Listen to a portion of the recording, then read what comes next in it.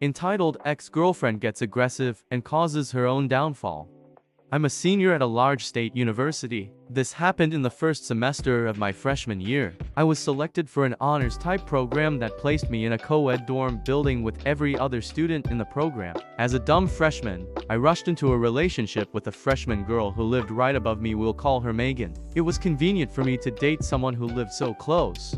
But everyone else in our building hated Megan because she talked a lot and almost exclusively about herself. She bragged often about being a fairly aggressive person, but somehow, I overlooked that mile-wide red flag.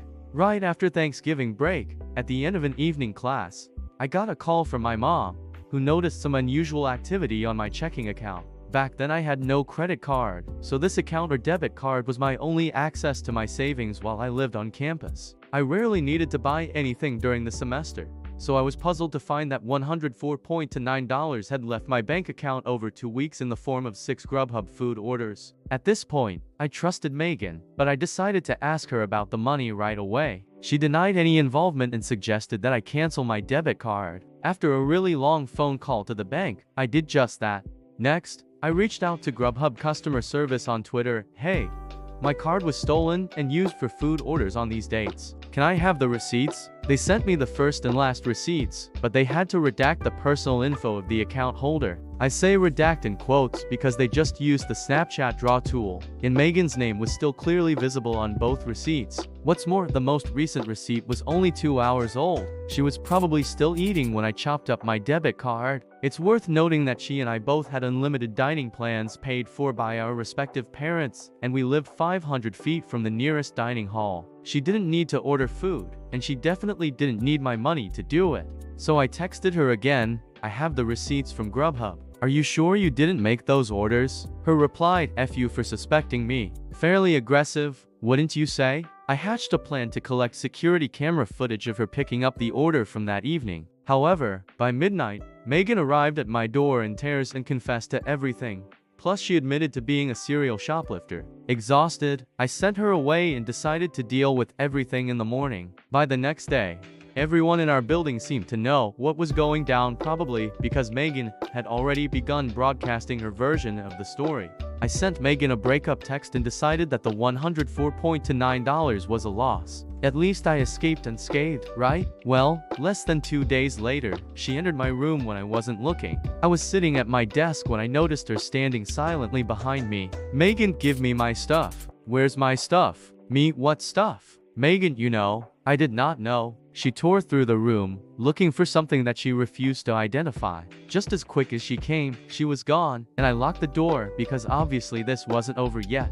Within a minute, she was back. She stood outside my door, knocking and demanding I let her back inside. The knocking quickly got more violent. She started shouting, I know you're F-I-N-G in there, and opened the mother F-I-N-G door. Mind that we lived in this building with students in our program who all know each other, and all of them could hear her. Pretty quickly, Megan was rattling the handle of my door. Next, she began throwing herself at it, shoulder first, trying to break it down. I lived next door to my RA, but judging by the lack of any intervention, he was elsewhere. So, I whipped out my phone and texted him to send backup. Meanwhile, I saw my heavy wooden door bending and buckling. I even heard it crack a bit. My RA was on duty in another building, so he sent 3 of his colleagues to de-escalate the situation. They brought Megan downstairs, where she revealed that the stuff she wanted was just the t-shirt and keychain that she gave me for my birthday. Whatever, I let her have those. I still just wanted this to be over. However, once I shared my story with the resident life staff,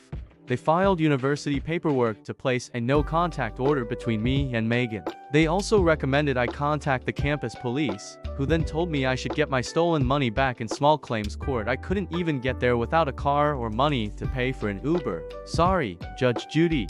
At the request of the campus police, I also contacted the Title IX office at my school, sending them the story of everything you've read so far. They were interested to say the least, although I didn't want any trouble. I just wanted a clean breakup and a fresh start.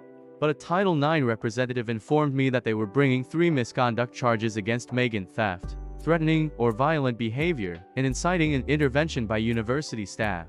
The representative asked me to serve as a witness in Megan's disciplinary hearing the next semester. I tentatively agreed, right before the representative set the hearing date for February 14th, Valentine's Day. I thought it was a joke, but they really did that. When the day of the hearing finally arrived, the no contact order was still in effect, but a few of my friends had kept tabs on Megan. For starters, she failed all of her classes in the fall. Someone in my math course confessed that Megan had tried to sleep with him while she was dating me, and he had to repeatedly tell her no. Even worse, Megan kept telling a twisted version of the whole story to try and turn my friends against me. So, when I found out that she had found a new boyfriend, it felt good to know that the V-Day disciplinary hearing ruined whatever evening plans they might have made. I arrived alone at the disciplinary board office, unsure what to expect. The board consisted of grad students, and the hearing was expected to run into the night.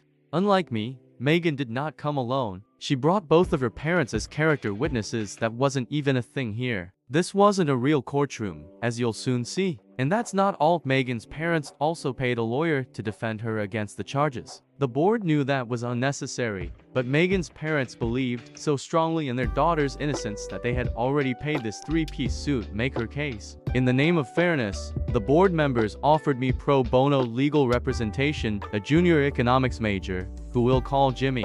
Jimmy had already read my account of the events from the fall, and thanks to my screenshots of Grubhub receipts, he said there was an okay shot of the charges sticking. Then I told him something I'd kept secret for months. When Megan tried to break down my door and I whipped out my phone to text my RA, I also filmed the whole thing. Jimmy couldn't get enough of the video. There was Megan, kicking and screaming, and clearly trying to break into my dorm room. It was all the evidence I needed, and no one saw it coming. In the hearing, when the time came for me to make the case against Megan, Jimmy played the video on a big screen in front of everyone. The room went insane. In that instant, I realized that Megan really had convinced everyone I was the liar. In her version of the story, I gave her permission to buy food using my account. She told her parents that she'd asked me politely for her belongings, which I'd rudely hidden from her in my dorm room. In Megan's story, I was the sociopath trying to ruin her reputation. Before I unveiled the video, it was her word against mine.